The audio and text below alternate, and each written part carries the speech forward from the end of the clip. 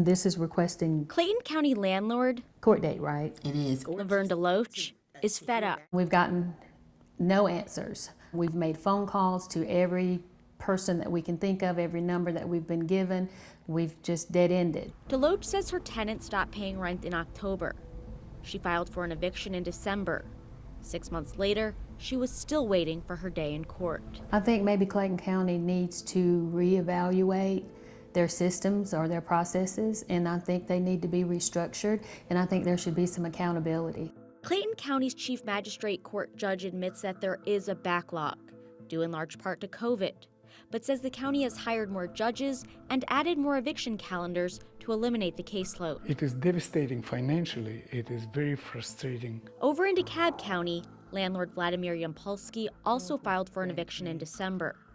7 months later, his tenant is still living in his home. And they're sitting there, not paying rent. They don't have any incentive to move because they know it may go forever.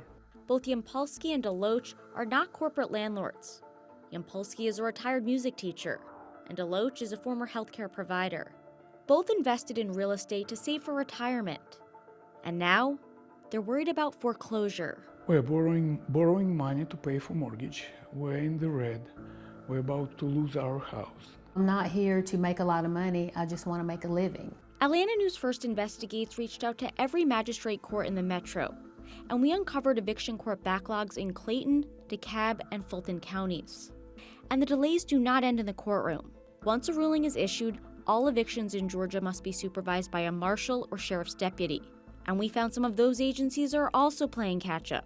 Today, there are 2,600 cases in the Fulton County Marshal's Department just waiting to be completed. It took about 18 months to get through that entire process. So we waited basically for a year to get to court, and then we waited an additional 6 months after that for the actual sheriff's eviction. You heard right.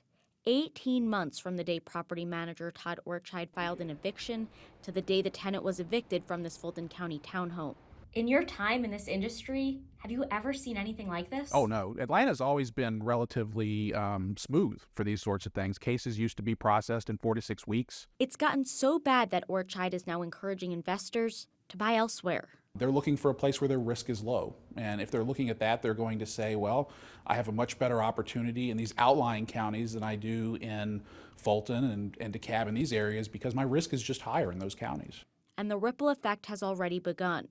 Orchide says most Metro Atlanta landlords are either raising rent or security deposits to compensate for the additional risk. Ultimately, who really suffers is the 99% of tenants who are good tenants. It's creating an even greater affordable housing crisis. And then we have a mess in here. As for Laverne DeLoach,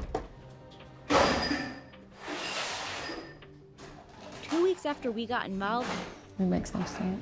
her tenants moved out. We've noticed that there's bullet holes in the screened-in porch in the wood. So there's bullet casings on the floor. But she's still out $17,000 in unpaid rent.